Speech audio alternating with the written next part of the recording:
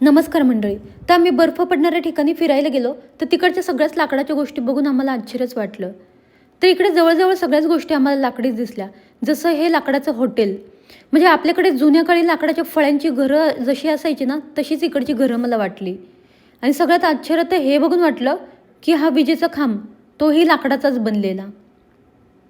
Generally बर्फाळ प्रदेशात लाकडाचीच घरं असतात, कारण लाकूड हे नैसर्गिकरित्या इन्सुलेटर आहे, ज्यामुळे घरात हीट टिकून राहते. आणि इकडे टिंबरवूड पण भरपूर प्रमाणात उपलब्ध असतात. आणि लाकूड स्वस्त आणि फ्लेक्झिबल देखील असतात. कॅलिफोर्नियाचा राष्ट्रीय प्राणी अस्वल आहे, तर इकडे अस्वलाचे स्टॅच्यूज देखील लाकडाचेच बनवले होते. बाकीचं सोडा, पण हा बस स्टॉप तोही लाकडाचाच.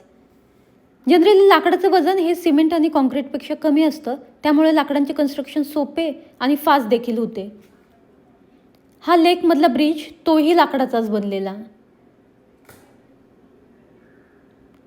एवढंच काय, तर हे स्वच्छतागृह देखील लाकडाचंच. तर हा व्हिडिओ तुम्हाला कसा वाटला ते कमेंटमध्ये नक्की कळवा.